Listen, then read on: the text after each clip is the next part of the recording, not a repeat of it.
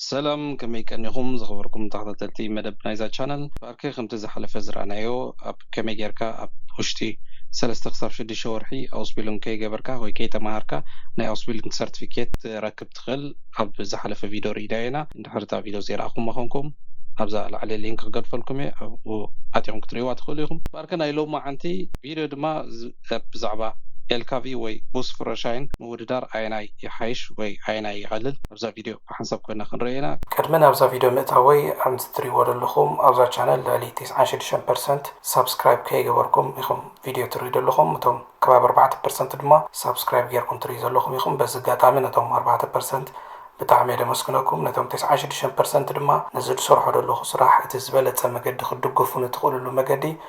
أبزا channel سبسكرايب مقباركم كومنت لايك نز فيديو يدليو يزبلكم مسواتون شير بمقباريمو دقفكم ما يفعليني قدامي اتي روند ليجند انترشيت انتي عندي فللي مالتي حبناي بتح كون كله وي الكافي تنغبرو خروشاين سي وي كا سي اي مالتيو اب كبدتون عبيتون قمتن ناي الكاف زفالا مالتيو كمسرتاو دما ناي الكافي نبرت مغعازي وي كا مبزحتو غيزا اب ناي لوجيستيك رايشن تسرحا زغبال كلها ناي رحقن وي كا ناي كوتا فركيرا بقربا زጓዓዝን ንብረት እዩ ንጥቀመለን ማለት እዩ ካብኡ ናይ ቡስ ክንሪኢ ንኸለና ቡስ መብዛሕትኡ ግዜ ናይ ሰብ ንመጓዓዓዚ ማለት እዩ እቲ ናተን ፎከስ ድማ ኣብ ፐርዞንን ቢፎርደሮም ማለት እዩ እዚ ክበሃል ከሎ ከዓ ቡስ ትንቀሳቐሳሉ ግዜ ናይ ከተማ ቡስ ክኾና ክእለን ናይ ጉዕዞ ክኾና ክእለን ወይ ከዓ ከምኡ ናይ ቤት ትምህርቲ ባስ ክኾና ክእላ ማለት እዩ ኦኬ ንኤልካቪ ክንገብር እንታይ እዩ ዘድልየና ንኤልካቪ ክንገብሮስ ናይ ኤልካቪ ፍሮሻይን ክንገብር እንታይ እዩ ዘድልየና ቀዳምነት እንተወሓደ ዕድሜና 21 ክኸውን ኣሎ ወይ ከዓ ደቂ 18 ዓመት ከለና ክንጅምሮ ንኽእል ኢና ግን 3 ዓመት ኣውስቢሎም ክንገብር ትኾና ናይ ኤልካቪ ማለት እዩ እዚ ክበሃል ከሎ ከዓ እቲ ብምሉእ ንኤልካቪ ዘድሊ ነገር ኣብ ውሽጢ 3 ዓመት ልክዕ ከም ኣውስቢሎም ክውዳእ ማለት እዩ ካብኡ ናይ ክላስ ሰቢ ክህልወካ ኣለዎ ኤልካቪ ክትገብር ማለት እዩ ክላስ ሰቢ ክህልወካ ኣለዎ ምስ ክላስ ሰቢ ጌርካ እውን ኤልካቪ ክትገብር ትኽእል ኢኻ ግን እቲ ቤዚካሊ ዘድልየካ ነገር ናይ ክላስ ሰቢ ፍሮሻይን ክህልወካ ኣለዎ ኤርትስልሸ ኡንቶ ዝኹን ክህልወካ ኣለዎ ናይ ሕክምና መርመራ ዝገበርካዮ ከምኡ ናይ ዓይኒ መርመራ መወዳእታ ድማ እዚ ቤሮፍስክራፍት ፋረር ኳሊፊካሲዮን ዝበሃል ኣሎ ንእሽተይ ኮርስ ትወስዶ ኣሎ እዚ ድማ ክህልወካ ኣለዎ ነቲ ናይ ኤልካቪ ፍሮሻይን ክትገብሮ ትኾንካ ማለት እዩ ኣብዚ ድማ ኣየና እዩ ናቱ ፎርታይለ ወይ ከዓ ናኽታይለ ብሓንሳብ ክንሪአን ናቱ ፎርታይለ ኤልካቪ ፍሮሻይን እንድሕር ጌርካ ብጣዕሚ ስራሕ ብዙሕ ኣሎ ማለት እዩ ኤልካቪ ፋረር ኩሉ ግዜ ብዝተደለዩ እዮም ደሞዝ ድማ ኦቨር ዱሬሽንትሊ ማለት እዚ ከዓ ካብቲ ማእከላይ ደሞዝ ንላዕሊ ማለት እዩ ቬኒጋር ዳይሬክተር ኮንዶ ኮንታክት እንድሕር ምስ ሰባት ብዙሕ ምዝራብ ዘይትፈቱ ኮንካ ኤልካቪ ድበለፀ ንዓኻ ማለት እዩ ምክንያቱ ኤልካቪ ምስ ሓዝካ መብዛሕትኡ ግዜ በይንኻ ኣብ መገዲ ስለ ትውዕል ማለት እዩ ዘልብሽተንዲክ ካይት ሞግሊሽ ዝኽበሃል ከሎ ከዓ ናትካ ኤልካቪ ጌርካ ዘልብሽተንዲክ ክትከውን ወይ ከዓ ናትካ ትካል ናይ ኤልካቪ ክትውፅእ ተኽእሎታት ኣለዎ ማለት እዩ ናኽታይለ እንታይ ናቱ ሕማቅ ወገኑ ላንግ ኣፕሪዘን ሃይት ክንፅዋዕ ዘ መብዛሕትኡ ግዜ እንድሕር ናይ ፈርን ዝዝውሩ ተኮይኖም ናይ ርሑቅ ኤልካቪ ዝዝውሩ ተኮይኖም ኣብ መገዲ 3-4 መዓልቲ ገብሩ ዝኽበሃል ከሎ ከዓ ኣብ ገዝኦም ኣይሓድሩን እዮም ማለት እዩ ሳይትሩኩን ፕሊፈር ተርሚነ ሳይትሩክ ኩሉ ግዜ ፀቕጥለካ ሰዓት ክንዲዚ ኣብ ከምዚኣ ክትበፅሕ ኣለካ ሰዓት ክንዲዚ ኣብ ከተማ ኣብ ከምዚ ከተማ ክትበፅሕ ኣለካ እንዳተባሃለ ዝኸይድ ማለት እዩ ብቆፀራታት ስለትኸይድ ፕሮፐርሊ ሸቤላስቶም ናይ ጉልበት ስራሕ እዩ ፕሮፐርሊ ሸቤላስቶም ማለት እዚ ከዓ ናይ ጉልበት ስራሕ እዩ ምክንያቱ ባዕልካ ተኣሳስሮ ባዕልካ ተዳልዎ ብዙሕ ነገራት ስለ ዘሎ ኣብ ገለገለ እውን ባዕልካ ንብረት ተራግፍ ስለ ዝኾንካ ፈርኣንትቨርቱም ፍርቶየር ኣላ ዶ እዚ ከዓ ክቡር ንብረት ፅዒንካ ክትከይድ ከለካ ምስ ፈርኣንትቨርቱም ክትከይድ ኣለካ ምክንያቱ ከይስበረካ ወይ ከይወድቀካ ዝኾነ ሓደጋ ከየጋጥመካ ተጠንቂዕካ ኣብ ምኻድ ማለት እዩ ኣብ ናይ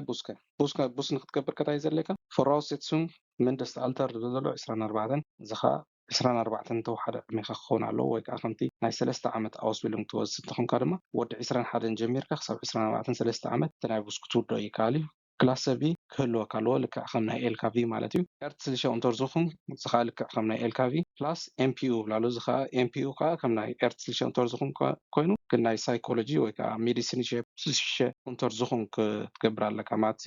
ሰባት ሒዝካ ስለትኸይድ ኣብ ናይ ሓንጎል ዝኾነ ፀገም ንከይህልወካ ቸክ ዝግበረሉ ማለት እዩ ፐርዞንን በፈርዶሮንግ ሻይን ድማ ክህልወካ ኣለዎ እዚ ሻይን እዚ ከዓ ንቡስ ፍሮሻይን ክትገብር ፐርዞንን በፈርዶሮንግ ሻይን ክህልወካ ኣለዎ ማለት እዩ እንታይ ናቱ ፎርታይለ ናኽታይለ ፎርታይለ ቡስ ክዝውር ተኾንካ ቴግሊሸሩ ከርና ካውዘ እዚ ከዓ ልክዕ ከም ናይ ብሰዓታት ዝስራሕ ስራሕ ከም ናይ ኤልካቪ ደይኮነስ ቡስ ሰሪሕካ ምሸት ንገዛኻ ክትምለስ ትውዕል ወይ ከዓ ከም ዝሰራሕካ ገዛኻ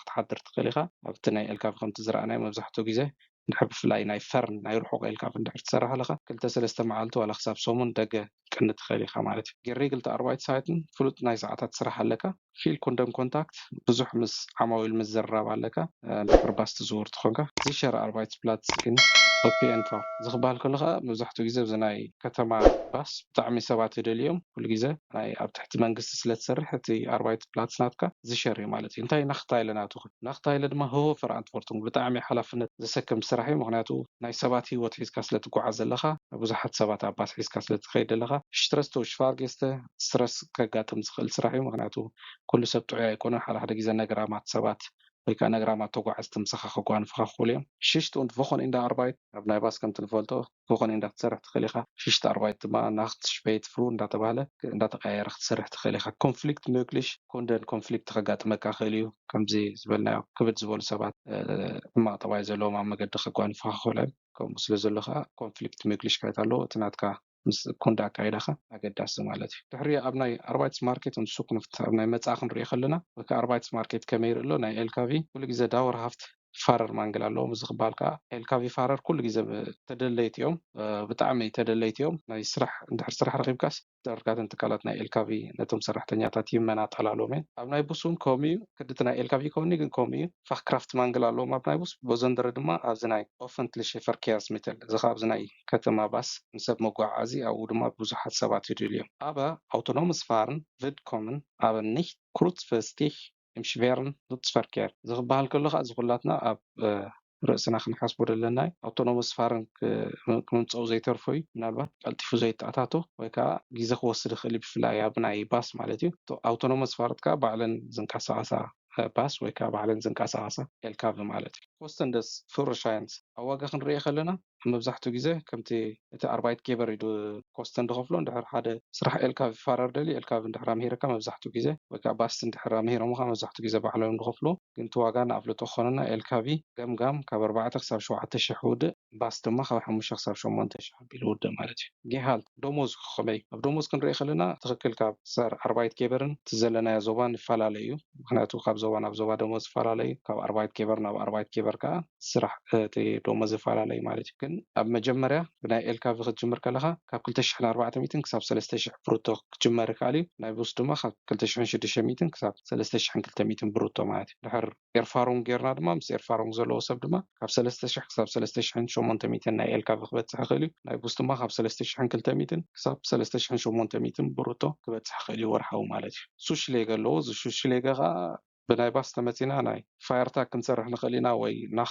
ናክት ሽሽቲ ክንሰርሕ ንኽእል ኢና ኣብ ናይ ኤልካቪ ድማ ባይ ሽፔዘን ማለት እዩ ንሕና ኤልካቪ ሒዝካ መብዛሕትኡ ግዜ ኣብ ደገ ስለ መግብካ ትበልዕ መደቀሲካ ሆቴል ገለ ኩሉ ስለትገብር እዚ ኩሉ ኮስተን ድማ ብላዕሊ ክመፀካ ይኽእል ማለት እዩ ናይ ኤልካቪ ድሕሪ መወዳእታ ክንሓቶ ዘለና